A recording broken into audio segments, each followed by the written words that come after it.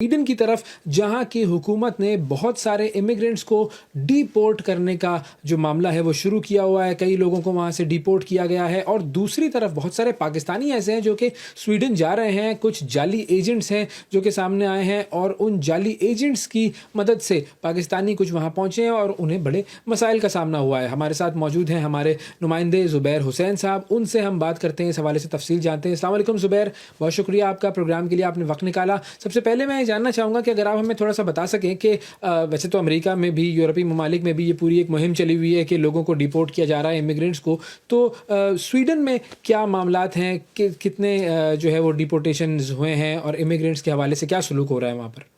دیکھیں، اگر یورپ کی بات کی جائے تو یورپ کا جو معاملہ ہے وہ امریکہ سے انتہائی مختلف ہے، کیونکہ یہاں پر جو ڈپورٹیشنز ہو رہی ہیں وہ تمام تر ڈپورٹیشن اس وجہ سے ہو رہی ہیں کہ یورپ جو ہے وہ اقتصادی مسائل سے جو ہے وہ اس وقت دوچار ہے، یعنی کہ یہاں کی معیشت جو ہے اس وقت اس راہ کی طرف گامزن ہے کہ جہاں پر کوئی ڈیولپمنٹ نہیں ہے، یعنی کہ یہاں پر نہ کوئی گیگا پروجیکٹ ہے نہ کوئی میگا پروجیکٹ ہے۔ اس وقت یورپ جو ہے وہ تمام تر ڈیولپمنٹ پار کر چکا ہے، اور مہاجرین جو کہ دنیا بھر میں سستے لیبر کے طور پہ مانے جاتے ہیں، اس کی یورپ کو ضرورت نہیں ہے۔ اسی لیے یہاں پر بہت ساری ڈپورٹیشنز بھی ہو رہی ہیں، اور مہاجرین کے لیے ویزا پابندیاں اور ورک پرمٹ کے حوالے سے مختلف قسم کے نئے رولز جو ہے وہ متعارف کرائے جا رہے ہیں۔ اور یہی وجہ ہے کہ یہاں پر جو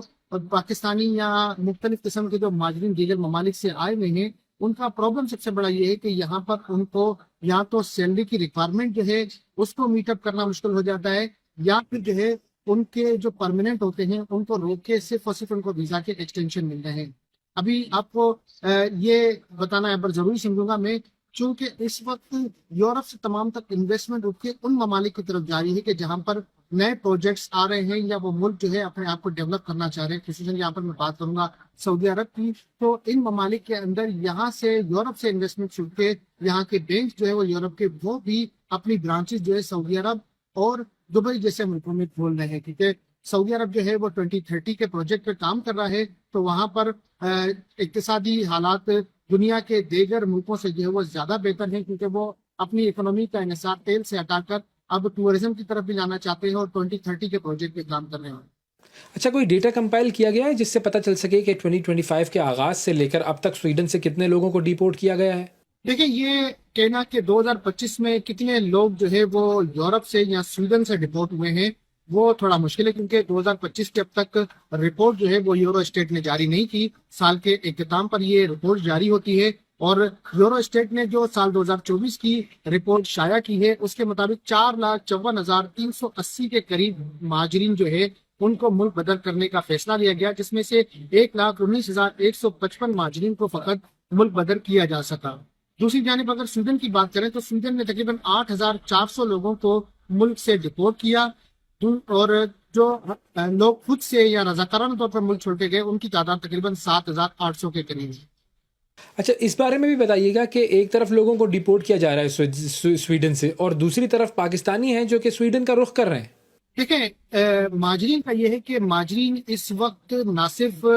پاکستان سے بلکہ یورپ کے دیگر ملکوں سے بھی پاکستانی یا دیگر مہاجرین سویڈن آتے ہیں، یعنی کہ سویڈن واحد ایسا ملک رہ گیا تھا کہ جو لوگ اٹلی، یونان یا اسپین میں کئی برسوں سے مقیم تھے اور وہ اپنی فیملیز کو یورپ نہیں لے آ پا رہے تھے، تو سویڈن کے ذریعے لوگوں نے اپنی فیملیز یہاں پر لائی۔ اب یہاں پر پاکستانیوں کی تعداد جو ہے وہ بنسبت دیگر ملکوں کے جو اسکینڈینیویائی ہیں ان سے بہتر ہو رہی ہے۔ اب تقریباً 35,000 پاکستانی اس وقت سویڈن میں موجود ہے، لیکن ان کی شرح کم ہوتی جائے گی کیونکہ بہت سے لوگوں کو ڈپورٹیشن کے لیٹر دیے جا رہے ہیں۔ تو جو پاکستانی پھر ایسے جعلی ایجنٹس کے ذریعے وہاں سویڈن پہنچتے ہیں تو پھر ان کو کن مسائل کا سامنا کرنا پڑتا ہے؟ دیکھیں، اگر بات کریں کہ ایجنٹ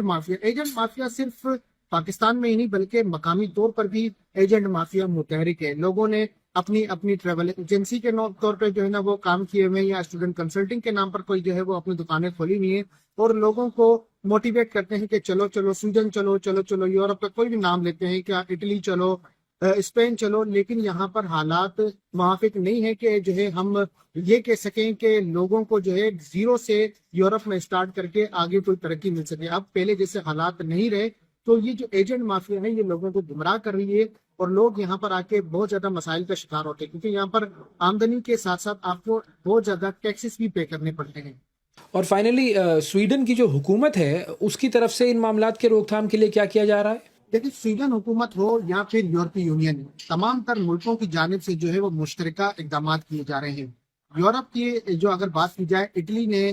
بہت سارے ممالک سے جو یورپی یونین کے باہر کے ہیں، عرب ممالک ہیں، ان کے ساتھ کچھ کانٹریکٹ کیے ہوئے ہیں کہ ہم جو ہے یورپی یونین سے یا اپنے ملک سے جن لوگوں کو ملک بدر کریں گے وہ آپ کے کیمپوں میں رہیں گے. دوسری جانب یورپی یونین کا ایک پروجیکٹ ہے جس کے ذریعے مہاجرین جو یہاں پر مسائل کے شکار ہیں ان کی مقامی زبان کے اندر جو ہے وہ کہانی رپورٹ کی جاتی ہے اور مختلف میڈیا چینلز پر چلائی جاتی ہے. تو ان تمام تر چینلز کی روک تھام کے لیے یورپی یونین کوشاں ہے. یورپی یونین سے باہر کے ممالک کے ساتھ کچھ کانٹریکٹ کیے جا رہے ہیں کہ وہ لوگوں کو یورپی یونین میں آنے سے روکیں، اور دوسری جانب یورپی یونین کے ممالک نے بھی اپنے طور پر دیگر ملکوں کے ساتھ کچھ ایسے ایگریمنٹ سائن کیے ہوئے ہیں کہ اگر وہ اپنے ملک سے کسی کو ملک بدر کرتے ہیں اور وہ شخص اپنے ملک جو ہے اپنے آبائی ملک بدر نہیں کیا جا سکتا تو انہیں وہاں پر کیمپوں میں رکھا جائے. بہت شکریہ ادا کریں گے زبیر آپ کا، آپ نے وقت دیا پروگرام کے لیے. ناظرین، سویڈن کے حوالے سے ہم نے آپ کو بتایا کہ لوگوں کو وہاں سے ڈیپورٹ کیا جا رہا ہے، تو وہ پاکستانی جو کہ جعلی ایجنٹس کے ہتھے چڑھ جاتے ہیں، پلیز خدا را سویڈن کے حوالے سے اس وقت ہم نے آپ کو بتا دیا ہے کہ وہاں پر جانا جو ہے وہ اس وقت بالکل ٹھیک نہیں ہے. تو ایسے جعلی جو ایجنٹس ہیں ان کے ہتھے آپ نے نہیں چڑھنا. آج کے پروگرام میں ناظرین اتنا ہی. آپ سے اگلے پروگرام میں پھر ملاقات کریں گے. اس وقت تک کے لیے اجازت دیجیے.